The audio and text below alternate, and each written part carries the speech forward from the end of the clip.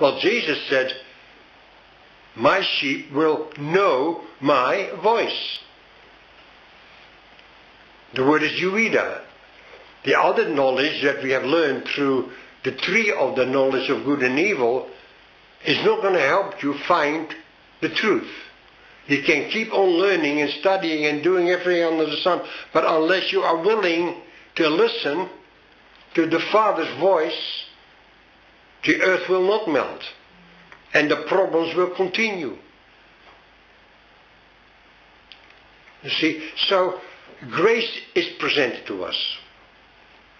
Paul says in Acts 20:32, he said, I commend you to God and to the word of his grace, which can build you up and give you the inheritance among all that are sanctified from this world of two powers, of two beliefs, of God and man.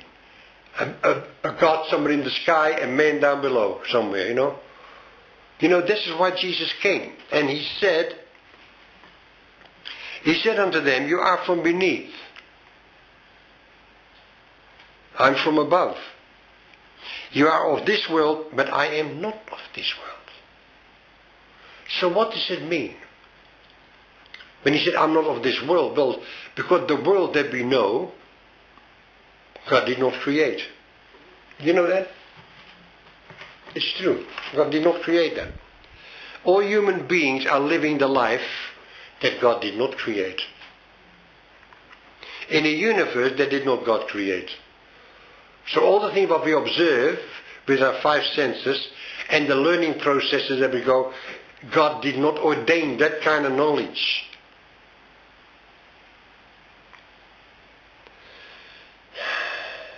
And God has no awareness of this world. Let us consider this world of concepts a mental interpretation of the spiritual realities that Jesus came to reveal. A Father that loves us so much that he came himself in the form of a man. That's the vicarious. Are you understanding that? The vicarious is that God descended into the lowest parts of the world and took upon himself the nature of sinful flesh in the form of a man. So now we can hear Mary saying, why didn't you tell us where you were? I must be about my Father's business. So he was standing in the incorporeal understanding that he was not a physical man born of a woman, born under the law. He was born under the law, and he was born of a woman, to redeem them that were all their lifetime subject to the belief in death. There is no death. Death is just as illusory as every other thing that the human mind has constructed in its ignorance. My people perish because of ignorance. We have rejected the knowledge of God. Have we? Yeah. Well, it all depends how you look at it, because if you continue to stand in disagreement about everything what you hear, you'll suffer the consequences. That's inevitable. And I want to be obedient, don't you? Sometimes I'm not. Sometimes I allow my mind to worry and to think what's going to happen, what's going on. Well, I cannot allow my mind, what I would call the carnal or mortal mind, to take a hold of me and bring me back into the place where I came out of, hell. And I want to go back there, you understand? So it takes me, like Jesus, it took him all the concentration to surrender to the Father and say, not my will, but your will be done. And he made his bed in hell. That's what it said in the scripture. He made his bed in hell, but he said, you will not allow your Holy One to see corruption. Now the Holy One is that original true identity. The divine identity that you are before Abraham was. And that's what I am. And that's what you are. But it all depends, are you going to believe that or receive that, or have you got some contrary belief about things that might bring you back into the place where you don't want to be? So Jesus said, my sheep will hear my voice. I got all my fingers, but I'm going to have to read this first because that's where I started. He said, which hope we have as an anchor to the soul, both sure and steadfast, which enter into within the veil, beyond the fleshly mind, where the forerunner for us has entered. So he was a forerunner, or actually the forerunner of a race. Like Paul said, the race is set before me. And it's set before everyone that is here.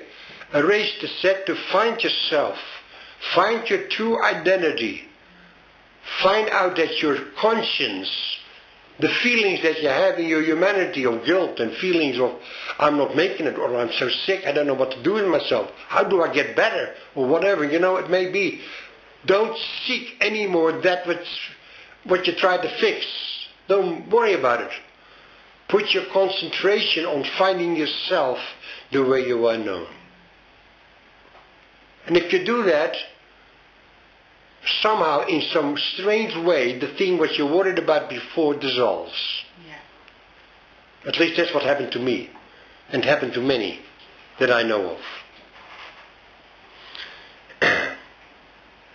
For we did a forerunner for us enter, even Jesus, made a high priest.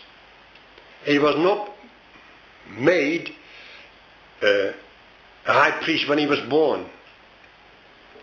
Emmanuel developed in the man Jesus and grew in wisdom, and the God presence returned again to one man, the forerunner, who I'm now following in the regeneration. I'm following Jesus in the regeneration. I'm not following the man, because he said, why do you follow me? Why do you seek me? You must be about your Father's business also. Don't walk around following me. If I can get some miracles, or you want to see the loaves and the fishes multiplied, or you want to see a few sick healed, what do you want to see? I want to see the operations of the Father, of grace and true functioning now. In other words, there is a higher realm unfolding before us.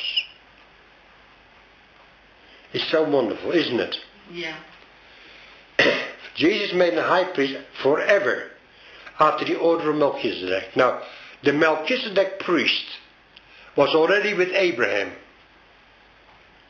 So, Jesus was not born yet as a man. But he was there before Abraham was. So it's speaking about two things. It's speaking about the man Jesus that was born of a woman for the purpose of destroying that thing that had the power of death, that is the devil. That's what he did. And for the joy that was set before him, he endured the cross, despising the shame, lest I should be weary and faint in my mind. That's the Jesus that I know. I know the ascended one, not the man of Galilee that suffered like anybody else suffered. But he grew in wisdom and came to the realization that he was not flesh and blood. That I am from above.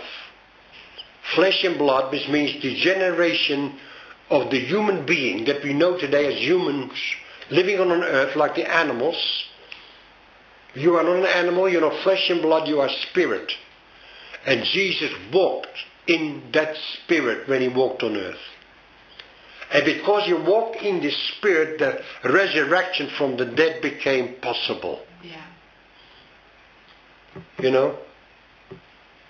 And when we enter into that realm of spiritual realization that I'm not flesh and blood, I'm seeking the Father, seek the Lord while he may be found, call upon you while he's near, and it says, let the wicked thoughts forsake its own way and find the place where you recognize yourself the way you are known.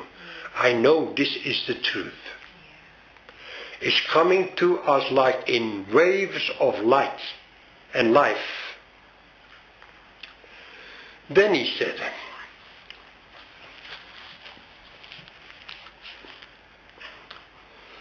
priest of the Most High, who met Abraham returning from the slaughter of the kings and blessed him, to whom also Abraham gave a tenth part of all, being first by interpretation king of righteousness. Now what does that mean? King represents the greatest light that revealed a righteousness that was without law, without even trying to achieve it, because except your righteousness exceeds the righteousness of the Pharisees and the scribes, you can by no means enter into the kingdom. Doesn't that show us something? There is a way of righteousness. There has to be a recognition, because that's the song, about Isaiah 32:17. The works of righteousness are peace. The effect of righteousness consciousness is quietness. And it's assurance forever. So that is still the plummet line. The plummet line is the revelation of righteousness. And when you have that as a gift, because it is a gift, you don't have to do anything for it. All what you have to do, allow the blood of the Lamb to purge your conscience from dead works to serve the living God. Then you'll find out that righteousness will work for you. The effectual prayer of a righteous man avails much and makes much power available, dynamic in its working. The power of grace and the power of truth comes through that revelation of righteousness. Or the vicarious is missed in most situations of worship, when we have not realized that what you truly are, the I am that you is, has never sinned. The pure being called the Christ, which image it is, have you seen that? Cannot sin. So in Hebrews chapter 9 there, first I read this. Also king of Salem, or king of peace, which is king of peace, without father. Okay? Must be about my father's business. And then it says, without mother. Hello? No mother, no father. No beginning and no ending. No. Abideth, the Son of God abideth a priest continually. How great is that revelation if we understand it. That you do not have a father and you do not have a mother. The only father, mother there is the father of your spiritual being which you are. Yeah. So Jesus came to do away with the Adam. Adam is not a formation of God. Christ is the only image. And it says that in 2 Corinthians 4:4. The God of this world, which I call the mortal feelings that we have concerning life and death, and everything else these beliefs, the consequences. Men have been living without God, trying to preserve himself from all sorts of problems that the world is in, and think that they can find an answer there. Well, they find a lot of stuff through knowledge. They can find cures for certain diseases and certain problems and all sorts of ways to become more healthy or prosperous. But in the final analysis, this is not the answer. The answer is realizing that Jesus came to, first of all, do away with the human, with the Adam. If one died for all, then are all dead. But then we are risen with Christ in heavenly places. Risen with him. Seated with him. We are there. Begin to acknowledge that yeah, but I feel so guilty. And no. God's still working on me. God's not working on you. You're working the wrong way. Be kicking against the pricks.